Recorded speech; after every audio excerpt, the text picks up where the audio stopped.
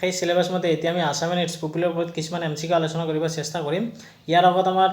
6টা part upload হৈছে, সেইবিলাক যদি দেখা নাই প্লেলিষ্টত দেখিব পাৰিব। ইভেন এইবিলাকৰ যদি আপুনি PDF বিচাৰে তেনেহ'লে সিম্পলি এটা কাম কৰিব, চেনেলটো ছাবস্ক্ৰাইব কৰি দি কিনে ডেছক্ৰিপশ্যনত এটা লিংক পাব, তাত ক্লিক কৰি সকলোবোৰ PDF আপুনি ডাউনলোড কৰিব পাৰিব। ইয়াত চাওক প্ৰথম যিটো প্ৰশ্ন এইটো দিয়া হৈছে, what was the first SMS magazine? প্ৰথম অসমীয়া আলোচনীখন আছিল কোনটো? বাহী, অৰুণোদয়, জোনাকী নে ৰামধেনু? তো ইয়াত দেখি হয়তো গম পাইছে কোনটো হয়, অৰুণোদয়। কিন্তু অকল এইটো জানিলেই নহ'ব, কাৰণ অৰুণোদয়ৰ পৰা প্ৰত্যেকটো পৰীক্ষাতে প্ৰশ্ন আহি থকা দেখা যায়, কিন্তু ডিৰেক্টলি নিদিয়ে, বাকী ইনফৰমেশ্যন যি সেইটো সুধি থাকে। বাকী যিমানখিনি ইনফৰমেশ্যন লাগে গোটেইখিনি মই ইয়াত এড কৰিছোঁ, ইয়াৰ বাহিৰে আৰু প্ৰশ্ন নাযায়, এটা 100% চিয়'ৰ থাকক। ইয়াত চাওক দিয়া আছে the first SMS language magazine was Arunodoi, আৰু ইয়াৰ মানে আছিল আপোনাৰ দ্য ডন, আৰু ইয়াৰ ফাউণ্ডাৰ আছিল আপোনাৰ ডক্টৰ নাথান ব্ৰাউন, আৰু এইটো প্ৰিণ্ট হৈছিল আপোনাৰ Baptist missionary press in Sivasagar. ইয়াত আৰু এটা প্ৰশ্ন সুধিছিল, যেনেকুৱা ধৰক ই পাব্লিছ হৈছিল যে সাপ্তাহিক আছিল নে মান্থলি আছিল? ই আছিল আপোনাৰ মান্থলি, আৰু সময় আছিল আপোনাৰ 1846। আৰু নটেবল যি অথৰ্ছ যিবিলাক লেখালেখি কৰিছিল সেইবিলাকৰ ভিতৰত আছিল আপোনাৰ আনন্দৰাম ঢেকিয়াল ফুকন, হেমচন্দ্ৰ বৰুৱা, গুণাভিৰাম বৰুৱা, লগতে নিধি লেভি ফাৰৱেল। আৰু ই কভাৰ আপ কৰিছিল, ইয়াত আছিল আপোনাৰ current affairs, science, astrology, history, local trivia etcetera. আৰু ই কণ্টিনিউ চলিছিল কেতিয়ালৈকে? ই চলিছিল আপোনাৰ 1879 লৈকে, আৰু ই আনফৰ্চুনেটলি বিক্ৰী হৈছিল কিমানত? 1883। নেক্সট প্ৰশ্নলৈ আহক। ইয়াত দিয়া আছে আপোনাৰ who form the Assam association in 1903? 1903 Asom association যে আছিল এইটো কোনে গঠন কৰিছিল? জগন্নাথ বৰুৱা নে মাণিক চন্দ্ৰ বৰুৱা নে ৰজা প্ৰভাত চন্দ্ৰ বৰুৱা নে পদ্মনাথ গোহাঁই বৰুৱা? চ' ইয়াৰ ৰিলেটেড যিখিনি ইনফৰমেশ্যন আছে গোটেইখিনি মই ইয়াত দিব চেষ্টা কৰিছোঁ। যেনেকুৱা ধৰক ইয়াৰ ফাউণ্ডিং ইয়াৰ কিমান আছিল? 1903 যিটো প্ৰশ্নতে আছিল। লগতে ইয়াৰ পাৰ্পজ আছিল, উদ্দেশ্যবিলাকৰ ভিতৰত আছিল to uplift the common lives, যে উমৈহতীয়া জীৱন উন্নতি কৰাটো। লিডাৰশ্বিপৰ ভিতৰত এইটোৱে সুধিছে। ইয়াত প্ৰেচিডেণ্ট প্ৰভাত চন্দ্ৰ বৰুৱা, ই আছিল জমিদাৰ ইন গৌৰীপুৰ, ধুবুৰী ডিষ্ট্ৰিক্ট। লগতে জেনেৰেল ছেক্ৰেটাৰী ই আছিল আপোনাৰ মাণিক চন্দ্ৰ বৰুৱা, আৰু ভাইচ প্ৰেচিডেণ্ট ই আছিল আপোনাৰ জগন্নাথ বৰুৱা। আৰু দ্য এছ'চিয়েশ্যন অপ'ষ্ট, এইটো অপ'ষ্ট কৰিছিল কিহৰ? Partition of Bengal in 1905। Next যিটো প্ৰশ্ন এইটো দিয়া হৈছে, in which year Assam provincial Congress committee form? যে কোন চনত অসম প্ৰদেশ কংগ্ৰেছ কমিটি, যাক শ্বৰ্টকৈ কেতিয়াবা APCC বুলি দিব, কনফিউজন নহ'ব, এইটো গঠন কৰা হৈছিল? 1920, 18, 22, 21। চ' ইয়াৰ ৰিলেটেড গোটেইখিনি ইনফৰমেশ্যন ইয়াত দিয়া আছে, ভালকৈ ইয়াত চাই লওক। The Assam provincial Congress committee was form June 1921। আৰু ইয়াৰ লিডাৰশ্বিপৰ ভিতৰত যদি কেতিয়াবা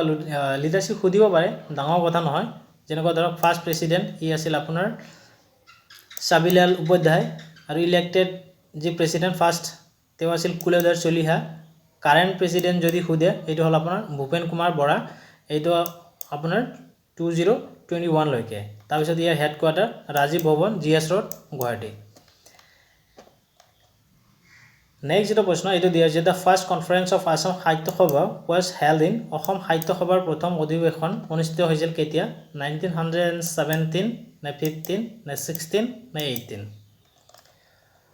চ' ই বেচিকেলি আপোনাৰ হৈছিল ডিচেম্বৰ 1917 ফাৰ্ষ্ট কনফাৰেন্স। লগতে Padmanath Gohain Baruah as the first president of সভা। এইখিনি বস্তু আপোনাৰ মনত ৰাখিব লাগিব,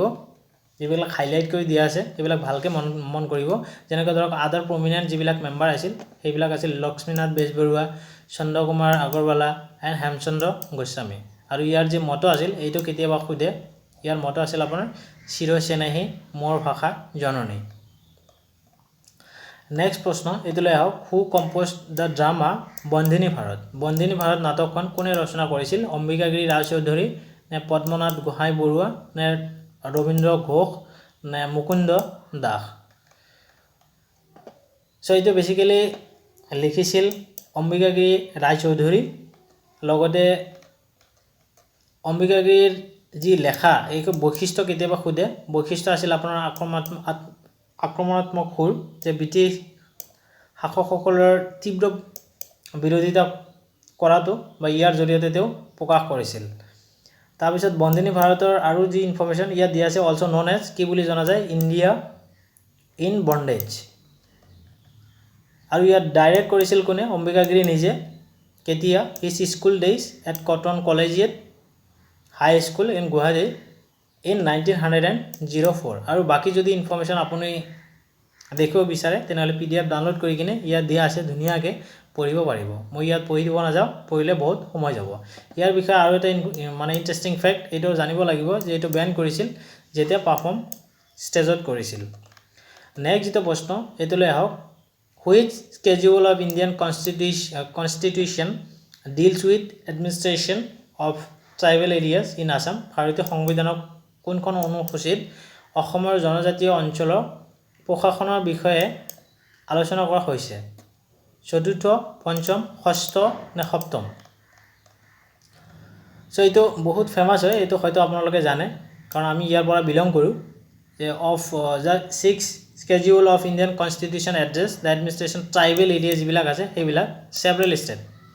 including Assam আমাৰ অসমখন ইয়াত ইনক্লুড হয় ইয়াত পুৰা লিষ্ট দিয়া আছে চাই লব ইয়াৰ পৰা যদি প্ৰশ্ন আহে আপুনি 100% সিওৰ আনসাৰ কৰিব পাৰিব যেনেকৈ ধৰক লিষ্ট অফ 6 schedule district যিবিলাক আছে Bodoland territory council north Cachar hill autonomous council Karbi Anglong autonomous council Garo hill autonomous যি হওক এইবিলাক আপুনি পঢ়ি ল'ব আৰু বাকি যি ইনফৰমেশ্যন এইখিনি খুবেই প্ৰয়োজনীয় এইখিনি আপুনি দেখিবই লাগিব ফৰ্মেশন কেতিয়া হৈছিল যেনেকৈ ধৰক বিটিএৰ কথা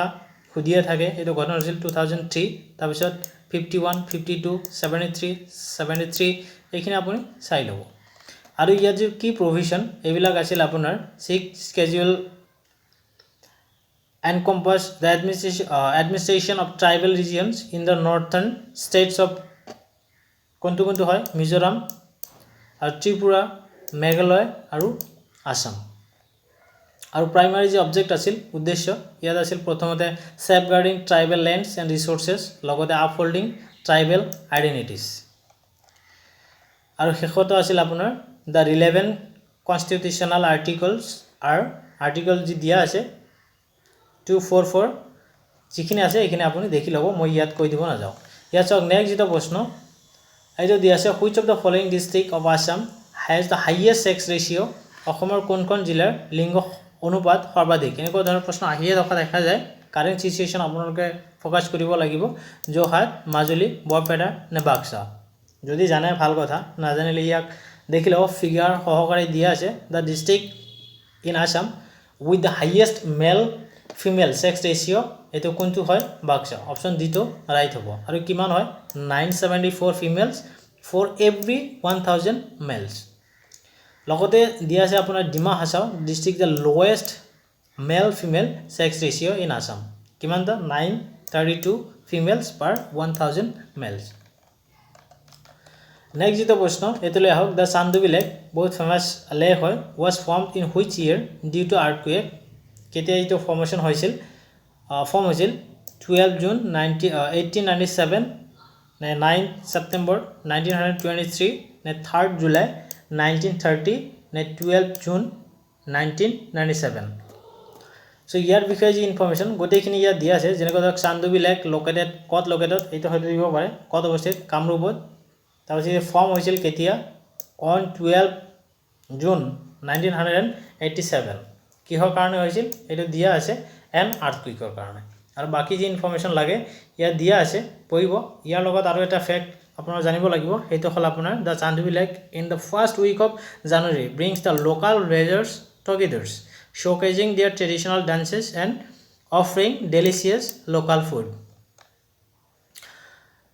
ইয়াত এটা ইনফৰমেশন ফ্যাক্ট এড কৰি দিছো আপোনালোকে জানে কমেন্ট সেকশনত কমেন্ট কৰি জনাবচোন যে হুইচ ফিল্ম শট হিয়াৰ কোনটো ফিল্ম ইয়াত শুটিং কৰা হৈছিল নেক্সট যেটা প্ৰশ্ন এতলৈ আহক what is the other name of বৰদৈচিলা খুবই ইম্পৰ্টেন্ট আৰু প্ৰশ্ন এটো খুদিয়ে থাকে যাৰ কাৰণে ইয়াৰ উত্তৰটো মই এড কৰা নাই কোনটো হয় কমেন্ট সেকশনত জনাবচোন নেক্সট যেটা প্ৰশ্ন এতলৈ আহক the part of Brahmaputra that falls in Bangladesh after crossing Assam is known as Brahmaputra যি অংশ অসমৰ পাৰ হৈ বাংলাদেশত পৰে সেই অংশটো নামেৰে জনা যায় কোনটো নাম মেঘনা নে পদ্ম নে যমুনা নে বৰাক সো ইয়াৰ ৰিলেটেড যিখিনি ইনফৰমেশ্যন লাগে গোটেইখিনি ইয়াত দিয়া আছে the part of the Brahmaputra river that flows into Bangladesh after crossing is known as কি নামেৰে জনা যায় যমুনা ৰিভাৰ অকল সেইটোৱে নহয় in the vast Ganges delta it merges with the Ganges popularly known as Padma in Bangladesh and became the মেঘনা before ultimately emptying into the bay of Bengal এই গোটেইখিনি বস্তু আপুনি মানে জানিব লাগিব ক'ত কি নামে জনা যায় নেক্সট যেটো প্ৰশ্ন এইটোলৈ আহক which one of the following is known as the Amazon of the east এইটো সুধিয়ে থাকে প্ৰশ্নটো তো ইয়াৰ ৰিলেটেড যি ইনফৰমেশ্যন সেইটো জনাটো ভাল যে ডিব্ৰু চৈখোৱা নেশ্যনেল পাৰ্ক নে গিবন ৱাইল্ড লাইফ চেংচুৰী নে দিহিং পাটকাই নে Nameri national park so basically এইটো জনা যায় সেইটোতো জানে আমাজন অফ দ্য ইষ্ট কোনটোক জনা যায় দিহিং পাটকাই এলিফেণ্ট ৰিজাৰ্ভ আৰু এইটো ক্ৰছ কৰ পৰা কৰে যদি ঠাইৰ নামটো দিয়ে সেইটো জনাটো ভাল তিনিচুকীয়া ডিব্ৰুগড় শিৱসাগৰ আৰু এৰিয়া কিমান সেইটো জনাটো ভাল 575 স্কয়াৰ কিলোমিটাৰ নেক্সট যেটো প্ৰশ্ন এইটোলৈ আহক হুইচ ডিষ্ট্ৰিক্ট ফল under the autonomous district Lok Sabha constituency কোনবোৰ জিলা স্বায়ত্তশাসিত জিলা লোকসভা সমষ্টিৰ অন্তৰ্গত হয় ডিব্ৰুগড় তিনিচুকীয়া যোৰহাট নে ডিমা হাছাও কাৰ্বি আংলং ৱেষ্ট কাৰ্বি আংলং নে কামৰূপ নগাঁও মৰিগাঁও নে গোলাঘাট শিৱসাগৰ ধেমাজি সো এই কাৰেক্ট অপশ্যনটো দেখি হয়তো গম পাইছে কোনটো হ'ব ডিমা হাছাও কাৰ্বি আংলং এণ্ড ৱেষ্ট কাৰ্বি আংলং অকল তাৰপিছত নেক্সট যেটো প্ৰশ্ন এইটোলৈ আহক who was the second Muslim president of India ভাৰতৰ দ্বিতীয় মুছলমান ৰাষ্ট্ৰপতি কোন আছিল Zakir Hussain Fakhruddin Ali Ahmed APJ Abdul Kalam Hamid Ansari so photo দেখি কিনে হয়তো গম পাইছে কোন হয় ইয়াৰ শুদ্ধ উত্তৰটো ই আছিল আপোনাৰ ফখৰুদ্দিন আলী আহমেদ এইটো কেতিয়াবা সোধে যে কিমান প্ৰেছিডেণ্ট কিমান নম্বৰত আছিল 5th প্ৰেছিডেণ্ট তাৰ আগত কোন আছিল সেইটো যদি কেতিয়াবা দিয়ে তো আপোনালোকে সেই ইনফৰমেশ্যন জনাটো ভাল যে মোহাম্মদ হেদায়তুল্লাহ আছিল তাৰ আগত কি আছিল এক্টিং প্ৰেছিডেণ্ট কৰ পৰা টাইমখিনি ইয়াত দিয়া আছে পঢ়ি ল'ব তাৰপিছত আৰু এটা ইনফৰমেশ্যন সেইটো জনাটো ভাল যে that Zakir Hussain the first Muslim president of India elected কেতিয়া ইলেক্ট হৈছিল 1967 তাৰপিছত আৰু এটা ইনফৰমেশ্যন দিয়া আছে দ্ৰৌপদী মুৰ্মুৰ বিষয়ে যদি জানে ভাল কিন্তু এইটো জানি ৰাখক মই স্পেচিয়েলি কৈ আছোঁ এইটো কোন পৰীক্ষা দিব ঠিক নাই কিন্তু দিব এইটো 100% চিয়'ৰ যে on July 25 2022 Droupadi Murmu the 15th president of India making the second women ছেকেণ্ডটো বেছি ইম্পৰ্টেণ্ট নহয় বেছি ইম্পৰ্টেণ্ট এইটো ফাৰ্ষ্ট ট্ৰাইবেল পাৰ্চন হয় যাখন এইটো জনাটো ভাল নেক্সট যেটো প্ৰশ্ন এইটোলৈ আহক in which year did Assam got separated from the Bengal from administrative purposes by the British এইটো হয়তো আগত যদি আপুনি ভিডিঅ'বিলাক চাইছে নিশ্চয় উত্তৰ কৰিব পাৰিব ইয়াত চাওক দিয়া আছে 1858 74 1905 1947 সো ই বেসিক্যালি সেপাৰেট হৈছিল কেতিয়া 1874 several notable person যেতিয়া যিখিনি পাৰ্সোনালিটি আছিল গুৰুত্বপূৰ্ণ ভূমিকা পালন কৰিছিল কোন কোন আছিল স্যাৰ মাইকেল ফিল্ডছে লগতে আছিল আপোনাৰ আনন্দৰাম ঢেকিয়াল ফুকন কোন কি আছিল ইয়াত গোটেইখিনি দিয়া আছে পঢ়ি ল'ব ৰায় বাহাদুৰ কনকলাল বৰুৱা নেক্সট যেটো প্ৰশ্ন এইটোলৈ আহক on what date was the first Assam assembly inaugurated কোন তাৰিখে প্ৰথম অসম বিধানসভা উদ্বোধন কৰিছিল 1 April 1937 7 April 1937 1947 15 August 26 January 1950 so ইয়াৰ লগত যিখিনি ইনফৰমেশ্যন জানিবলগীয়া ইয়াত দিয়া হৈছে the first sitting of the Assam legislative assembly took place কিমানত হৈছিল এপ্ৰিল 7 1937 ক'ত আছিল এইটো শ্বিলঙত খুবেই গুৰুত্বপূৰ্ণ মনত ৰাখিব চেষ্টা কৰিব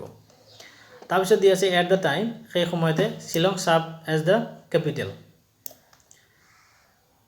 আৰু এটি ষ্ট্ৰেন্থ কিমান আছিল সেইটো খুবেই গুৰুত্বপূৰ্ণ 108 আছিল প্ৰথমত কিন্তু তাক লেটাৰ ৰিডিউস কৰা হৈছিল কিমান লৈকে 71 লৈকে বস আজি ভিডিঅ'টো আছিল ইমানে ভিডিঅ' চাব আপোনাক ধন্যবাদ